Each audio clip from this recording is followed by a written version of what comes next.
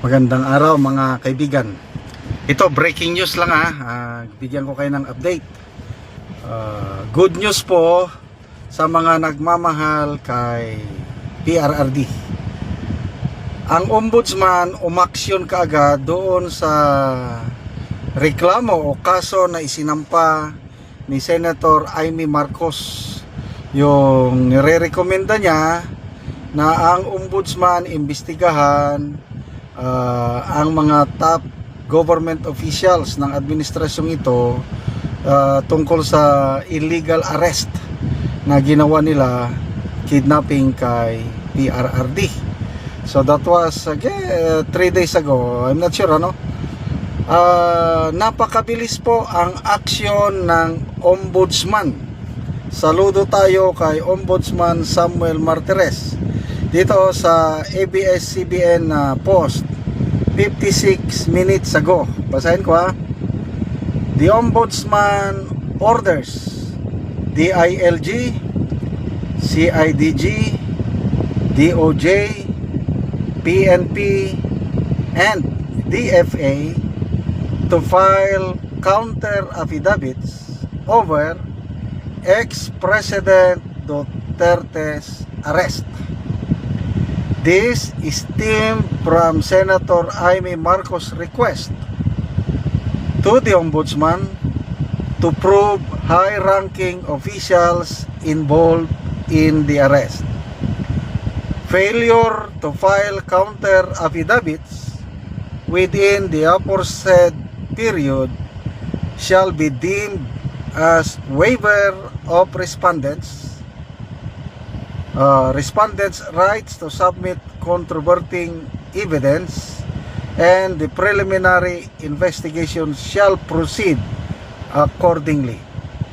So, ito po ang news update ng ABS-CBN. So, ano ang masasabi nyo mga kaibigan? Una, kay Senator Amy. Galit pa rin ba kayo kay Senator Amy? Ayaw nyo pa rin ba siyang isama sa Duterte plus 2? Well, nasa inyo. Kung galit pa rin kayo, okay lang. Kung ayaw nyo, basta ako, my family, we have decided na talagang isama naming botohan si Senator Amy. Well, kanya-kanyang na lang tayo dyan. To us, to our family, napatunayan na namin na hindi naman kasalanan ni Senator Amy na Marcos siya.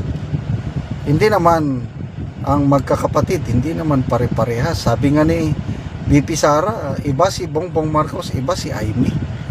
Nag-joke na lang siya nga, ma'am, dapat palitan mo na ang apelyido mo. Well, mayroong Marcos loyalist na nagsabi, hindi si Amy ang dapat magpalit ng apelyido. It should be Bongbong Marcos. Dahil sabi ng Marcos loyalist na si Amy talaga ang nakakasunod sa apak ng kanyang tatay. And I agree. Talagang saludong-saludo ako dito kay Senator Amy. Ang kasalanan lang niya, na inaamin naman niya, siya yung nag-convince kay BP Sara na tatakbo na running mate ng kanyang kapatid. Inamin naman niya na napahamak niya si BP Sara. Si BP Sara naman, napatawad niya na si Senator Amy, kaya ngayon, nagpa-partner sila. So, ito ngayon, nagbunga na. Ang bilis 3 days lang. Okay, so, pag-usapan naman natin si Ombudsman Samuel Martires na ito, may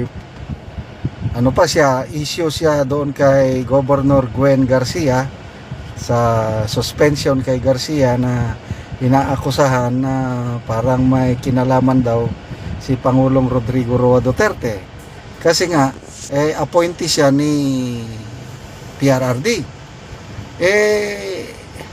Halos lahat naman dyan, appointee. Ang daming appointee ni PRRD. Kailang wala na yon. Sa mga nabasa kong post itong nagkarang araw, talagang mas lalo kong nakilala si Ombudsman Martires na he is one of the few government official natin na maaasahan natin dahil he rose from the ranks. He's full of integrity. Problema lang natin dyan is malapit na siyang mag-retire. If I'm not mistaken, August ata siya mag-retire. So paano na itong kaso na ito? Anyway, basta importante masimulan. So ang mga nairekomenda na sampan ng kaso o imbestigan ng ombudsman is magkapatid na Rimulya. Kaya nga pinapasubmit ng counter affidavit yung DOJ at saka DILG. Kasi nandyan yung dalawang sekretary. And then PNP, CIDG. Kasi nandyan si General Marbel at General Torre. And then yung DFA naman, pinapasubmit din kasi parang under ata nila si Ambassador Marcos Lacanilaw. Okay? So, magbasa lang tayo sa mga comments, ano? Ito. Si Eli Portillo. Sabi niya, ang bilis ni Martires. Yes. Fast break. Duterte Gonzales. Very timely action by Ombudsman. Kath Trainer. Sabi niya, waiting for the Senate hearing.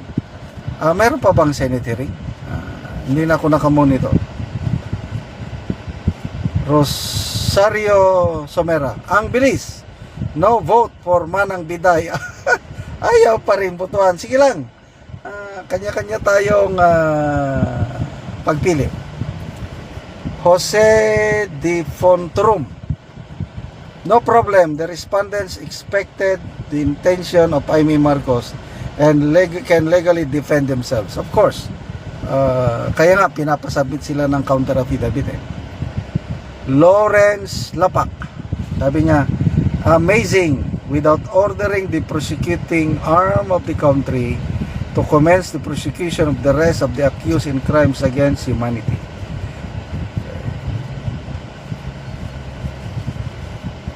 Diba? Susan Lumanta, simula na ng pagbabago. Let's go. Prove to the people that our court for government employees is still working. Yes, I still believe talagang napakataas ang respeto ko sa ombudsman. Maaasahan natin talaga. Felicito Aguila, let us see how the justice system and the constitution work in the country. Nel Solmorin, respect the order, ombudsman, do your job. So, hindi nakalagay kung how many days bago sila mag-submit ng counter affidavit. Basta, to me, this is good news. Saludo ako kay Senator Amy. Saludo ako sa Ombudsman. Maraming salamat mga kaibigan sa inyong pagsubaybay sa ating chat.